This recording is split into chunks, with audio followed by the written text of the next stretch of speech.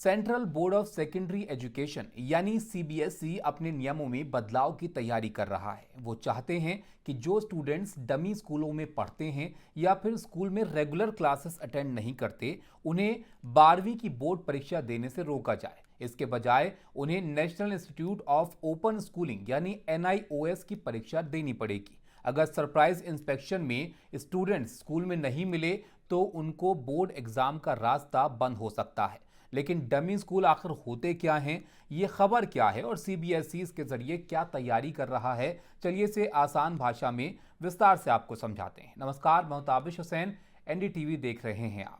सबसे पहले आपको बताते हैं कि सरकार और सीबीएसई इस समस्या को रोकने के लिए आखिर क्या कर रहे हैं। तो यहाँ पर सीबीएसई की तैयारी क्या है वो पहले आप समझ लीजिए।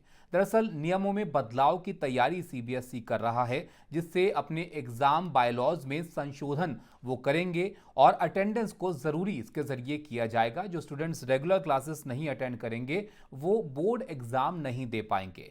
NIOS का रास्ता उनके पास होगा, यानी ऐसे स्टूडेंट्स जो बोर्ड एग्जाम नहीं दे पाएंगे उनको ओपन स्कूलिंग यानी NIOS के एग्जाम देने का विकल्प होगा। वो अब NIOS से इसके बाद पढ़ाई कर पाएंगे।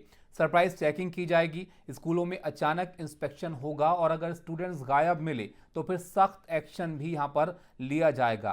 कानूनी सख्ती भी यहां पर की जा सकती है। डमी स्कूल चलाने वालों पर जुर्माना या फिर सजा का प्रावधान भी यहां पर हो सकता है। ऐसे में अब सवाल यह है कि आखिर ये डमी स्कूल क्या होते हैं जिन पर सख्ती करने की यहाँ पर तैयारी हो रही है। तो ये भी आपको बताते हैं कि डमी स्कूल आखिर क्या हैं जिन पर सख्ती की तैयारी यहाँ पर सीबीएसई कर रहा है। तो ये जो स्कूल होते हैं जिनको डमी स्कूल कहा जाता है, आसान भाषा में अगर कहें तो ये वो स्कूल हैं जो सिर्फ कागजों पर चलते हैं। मतलब स्टूडेंट्स का नाम तो स्कूल में रजिस्टर होता है लेकिन वो वहाँ पर पढ़ने नहीं जाते हैं।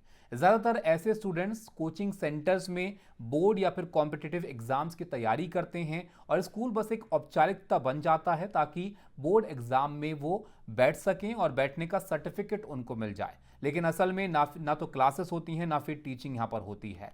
डमी स्कूलों का असर कैसे पड़ता है ये भी आप देखिए। अगर ऐसे स्कूल में कोई बच्चा जाता है जहाँ पर उनको क्लासेस लेने की ज़रूरत नहीं पड़ती है और बोर्ड एग्जाम में बैठ जाते हैं तो इसका कितना असर होता है, इसको आप इस तरह से समझिए कि इसका सबसे बड़ा असर तो पढ़ाई पर ही होता है। स्टूडेंट्स स्कूल की रेगुलर लर्निंग से दूर रहते हैं जहाँ पर सब्जेक्ट के साथ साथ पर्सनैलिटी डेवलपमेंट भी होता है। स्कूल में बहुत सारी चीज़ें बच्चे सीखते हैं तो उससे वो दूर हो जाते हैं। कोचिंग पर निर्भरता बढ़ जाती है बच्चों की। बच्चे सिर्फ कोचिंग पर भरोसा करते हैं जिससे स्कूल एजुकेशन का मकसद ही खत्म हो जाता है। गलत सिस्टम को बढ़ावा यहाँ पर मिलता है। अगर ऐसे स्कूल्स में बच्चे जाते हैं तो ऐसे स्कूल नियमों को तोड़ते हैं और एजुकेशन को बिजनेस बना देते हैं। यानी सिर्फ एग्जाम आपको देना है, वहाँ पर क्लासेस वगैरह तो आपको लेनी नहीं है। इससे असमानता भी फैलती है। जो स्टूडेंट्स रेगुलर स्कूल में मेहनत करते हैं उनके साथ ये नाइंसाफ़ी होती है कहीं ना कहीं कि वो तो एक तरफ पढ़ाई कर रहे हैं, उसमें वक्त दे रहे हैं और कुछ लोग ऐसे हैं जो डमी स्कूलों के जरिए सिर्फ एग्जाम दे आते हैं, उनको वहाँ पर क्लासेस की ज़रूरत नहीं पड़ती है। सीबीएसई का डमी स्कूलों के खिलाफ ये बड़ा प्लान है ताकि शिक्षा के स्तर को बेहतर किया जाए और इसका मकसद जाहिर तौर पर यह है कि स्कूल सही से पढ़ाई कराएं और स्टूडेंट्स भी नियमित शिक्षा का हिस्सा बने। आपको क्या लगता है, क्या ये सही कदम है या फिर इससे स्टूडेंट्स पर बोझ बढ़ेगा? अपनी राय हमें ज़रूर दीजिएगा। इस वीडियो में फिलहाल इतना ही और इसी तरह के और वीडियो और जानकारी के लिए आप देखते रहिए NDTV। नमस्कार।